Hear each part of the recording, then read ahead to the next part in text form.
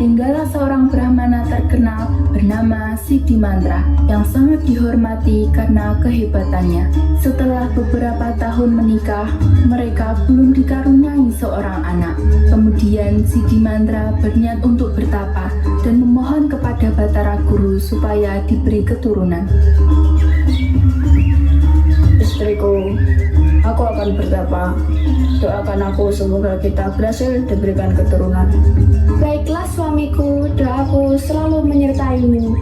Semoga kita segera diberikan keturunan. Kemudian Siddhimandra bertapa.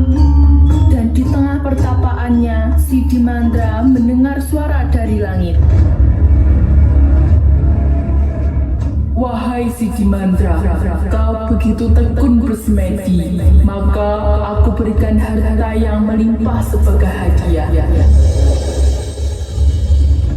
Dan karena kau juga tidak bisa memiliki keturunan, maka ku anugerahi seorang anak. Terimalah manik merah ini. Kemudian dari mani itu terpancar cahaya dan berubah menjadi seorang bayi laki-laki. Maka Siddhimandra menamakan bayi laki-laki itu Mani Angkeran. Seiring berjalannya waktu, Mani Angkeran tumbuh dewasa menjadi pemuda gagah. Namun dia mempunyai sifat berbeda dengan ayahnya. Dia gemar sekali berjudi sabung ayam.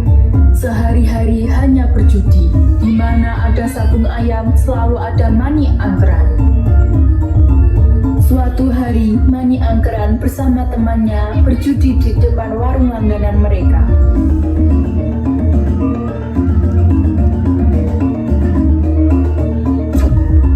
Ibu warung, buatkan kami makanan dan minuman yang enak, supaya kami lebih semangat berjudi. Baik Mani, kami akan segera membuatkan yang paling enak untuk kalian. Ayo anakku, bantu ibu untuk menyiapkannya. Baik Bu.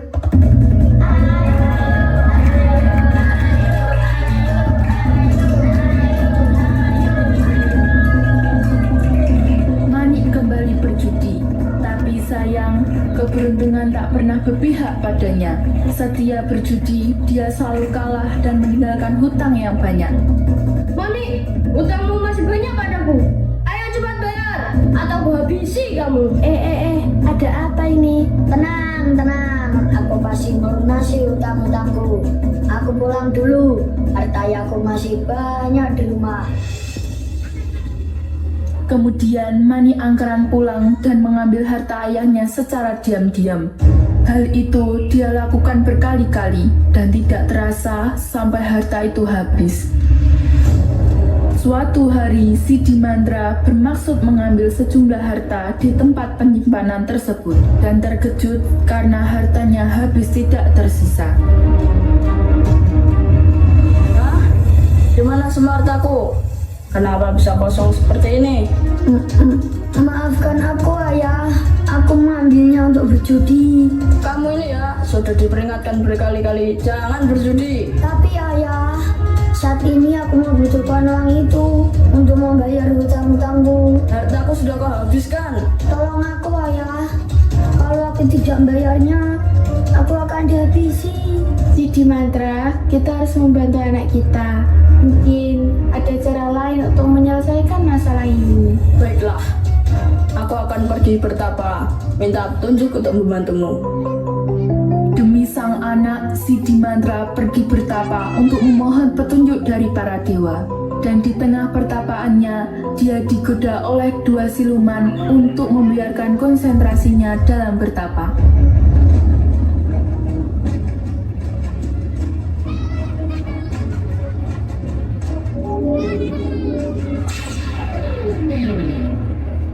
Namun, dengan kesaktian yang dimiliki Siddhimandra, dia mampu mengalahkan dua siluman itu dan siluman itu pergi. Siddhimandra mendapat petunjuk dari para dewa. Wahai Siddhimandra, pergilah ke Gunung Agung. Di sana kau akan menemukan harta yang dijaga naga Besuki.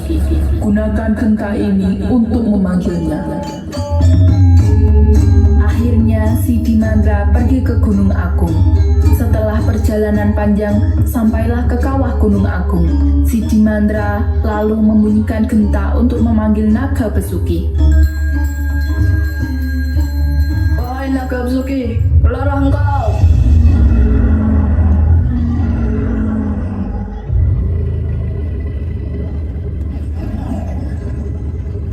Apa yang kamu inginkan, wahai manusia?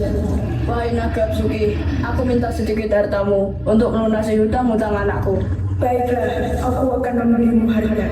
Pergunakan harta ini dengan baik dan bilang ke anak untuk berhenti berjudi. Naga besuki menggeliatkan tubuhnya. Dari sisiknya keluarlah emas dan harta benda untuk diberikan kepada Sidi Mandra. Sidi Mandra pulang, kemudian memberikan harta itu kepada Mani Angkeran untuk membayar hutang kepada temannya. Namun Mani Angkeran justru memakai harta dan kepingan emas itu untuk berjudi lagi, dan harta itu kembali habis.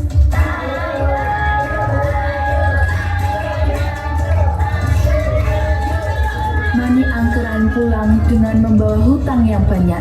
Dia kembali memohon kepada ayahnya Sidi Mandra untuk meminta harta dan emas untuk membayar hutang. Namun kali ini Sidi Mandra benar-benar kecewa dan tidak mau membantu Mani Angkeran. Tolong aku, ayah. Mani, kau sudah melanggar janjimu. Kali ini aku tak sudi membantumu lagi. Mani Angkeran termenung di bawah pohon. Kemudian dihampiri temannya yang memberitahu jika dia pernah melihat ayahnya pergi ke Gunung Agung untuk meminta harta kepada naga besuki. Mani, aku tahu dari mana ayahmu mendapatkan harta. Hah? Dari mana? Pergilah kau ke Gunung Agung. Di sana kau akan menemui naga besuki. Bawalah genta ayahmu untuk memanggilnya. Aku pernah melihat ayahmu melakukan itu untuk mendapatkan harta. Kemudian sambil mengendap-endap, Mani Angkeran bermaksud mencuri genta milik ayahnya dan mendatangi naga besuki di Gunung Agung untuk meminta harta. Setelah berhasil mendapatkan genta itu, pergilah Mani Angkeran ke Gunung Agung menemui naga besuki.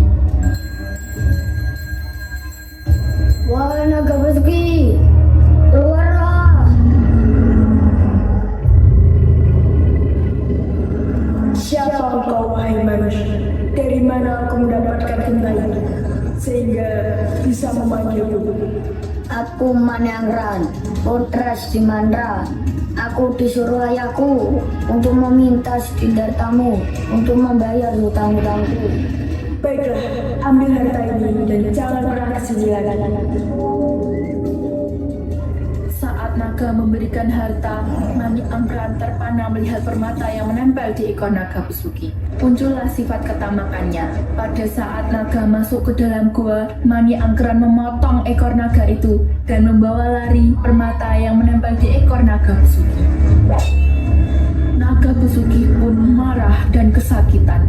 Naga mengejar Mani Angkeran sambil menyemburkan api yang membuat Mani Angkeran mati terbakar. Sementara Sidi Mandra terkejut saat mengetahui genta miliknya sudah tidak ada. Hah? Di mana gentaku? Dia pun segera menyusul ke Gunung Agung untuk mencari Mani Angkeran. Setiba di Gunung Agung, Sidi Mandra menemukan anaknya sudah mati terbakar dan memohon kepada naga besuki untuk menghidupkan kembali anaknya. Naga besuki, aku mohon maaf. Ampuni dan hidupkanlah kembali anakku. Baiklah, aku akan menghidupkan kembali anak-anak. Akan tetapi, kau harus menyambut kembali ekorku. Baiklah, jika nanti Mani Angkeran bisa hidup kembali, aku serahkan dia untuk mengabdi kepadamu. Dengan membaca mantra dan kesaktian yang dimiliki Sidi Mandra, akhirnya ekor naga besuki bisa tersambung kembali. Naga besuki menepati janjinya. Dia meniupkan asap hitam tebal yang membuat Mani Angkeran bisa hidup kembali.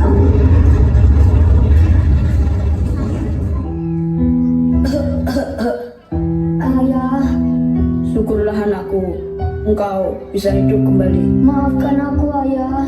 Aku menyesal. Anakku, tinggallah bersama naga besuki. Ayah tidak bisa lagi hidup bersamamu. Sidi Mandra akhirnya pulang. Namun di tengah perjalanan, dia merasa khawatir kalau Mani Angkeran kembali melakukan kesalahannya dan kembali berjudi. Dengan kesaktiannya, Sidi Mandra membuat garis batas dengan tongkatnya. Garis itu mengeluarkan air yang sangat banyak dan terjadilah selat yang memutus antara Pulau Bali dan Pulau Jawa. Dan disebutlah selat itu sebagai Selat Bali.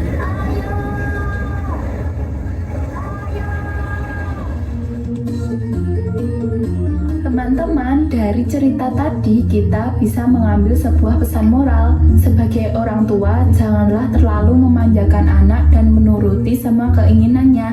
Dan sebagai anak, kita tidak boleh serakah dan tamak terhadap harta.